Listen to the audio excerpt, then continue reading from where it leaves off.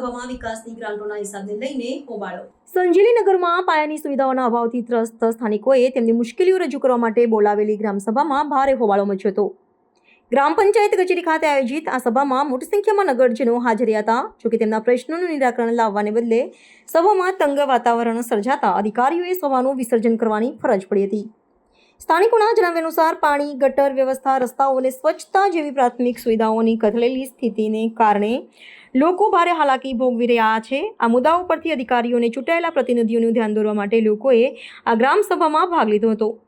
ગ્રામજનોએ આક્રમક રીતે તેમની વેદના રજૂ કરતા વાતાવરણ તંગ બન્યું હતું અને દલીલો ઉગ્ર સ્વરૂપ ધારણ કરી હતી।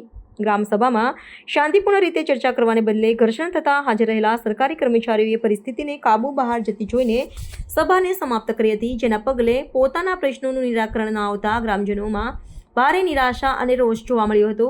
આ ઘટનાએ નગરના વહીવટીતંત્રની નિષ્ફળતા અને પ્રજાની સમસ્યાઓ પ્રત્યેની ઉદાસીનતાને વધુ એકવાર ઉજાગર કરી છે।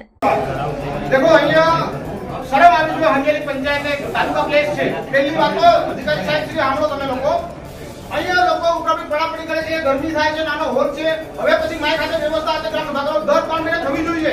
ફોર્માલિટી માટે નહીં, સમજી લો, ફોર્માલિટી નહીં, શહેર 2020 કરાવને નહીં। ગ્રામ સભા કાયદેસર 2 દિવસ પહેલા જાહેરાત કરો ગ્રામ સભાની, તમે લોકો 2 દિવસ પહેલા જાહેરાત કરો ગ્રામ સભાની, આખા ગામને જાણ કરો, બરાબર? એટલે ફોર્માલિટી માટે હવે પછી ના થવી જોઈએ, કાયદેસર ગ્રામ સભા। નંબર 2 કે ભાઈ આજનો મુદ્દો તમે મને કીધો, મને ખબર છે, પણ સ્ટ્રીટ લાઇટ માટેનો કે કઈ રીતના મેઇન મુદ્દો શું છે આજનો?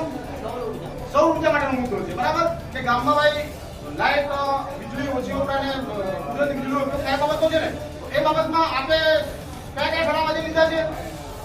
આજે સૌર ઉર્જાનો રેજિમેન્ટ છે, આમાં માહિતી 50% કરવાનો છે। યોજનાઓ પ્રચાર આપણે બધા યોજનાની માહિતી મળી ગઈ બધા મિત્રોને? મળી ગઈ ને? ઓકે, હવે બીજી વસ્તુ કે એક વાત મારે એ કહેવાની હતી કે સૌર ઉર્જા છે એટલે લાઇટ માટેની એક વાત છે, જાહેરમાં પણ આપણે સૌર ઉર્જાના થાંભલા લગાડીને એનાથી કરી શકીએ, ઘર વપરાશ માટે પણ કરી શકીએ છીએ, આપણે બધા જાણીએ છીએ।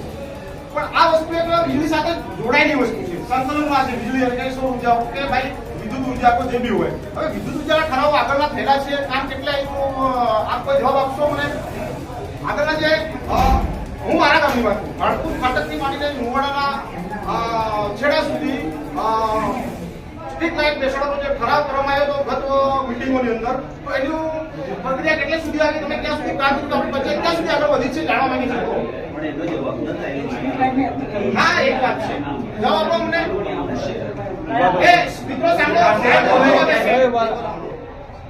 એ ઠરાવો કર્યા કેટલે સુધી કામ આવ્યું મને કહો? ઠરાવ કરી દો એમ કે કામ કેટલે સુધી આવ્યું? ઠરાવો કરેલા છે, સરપંચ સાહેબને ખબર છે, ગામ લોકોને ખબર છે, તલાટીશ્રીને ખબર છે, આ બંટા બાપુના સભ્યતા બેઠા છે એમને પણ ખબર છે। એક કામ કેટલે આવ્યું કહો અમને? એક લાખ તમારું એટલે એનો જોઈતો તો પછી રેડી મંગાડો વિડિયો ચાલુ કરીએ। હા, એક કામ કેટલે આવ્યું જવાબ આપો સાહેબ। રજૂઆત નથી કરેલી એમ કે માન્ય અધિકારી સાહેબ કયો, હું આપને જવાબ પૂછી રહ્યો છું, ગ્રામ લોકો તરફથી મને જવાબ આપો। તમારા સમયનો તમે પેલા જો વિડિયોમાં તમે સ્ટેટ લાઇટ ના થાંભલા કેટલા ઊભા કરો? હા, એ તમે તો ભૂલી તો જો છે, પૈસા લેવાનું ભૂલતા નથી।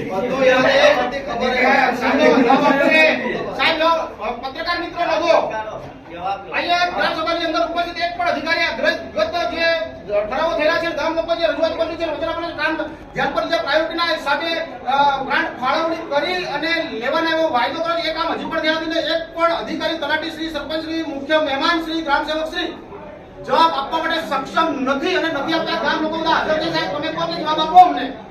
જવાબ આલો, જવાબ જોઈએ સાહેબ, ઉભા તો થાઓ, જવાબ જોઈએ અમારે ગામ લોકોને। તમે શું કરી રહ્યા છો, કેટલે કોશિશ જવાબ જોઈએ અમારે।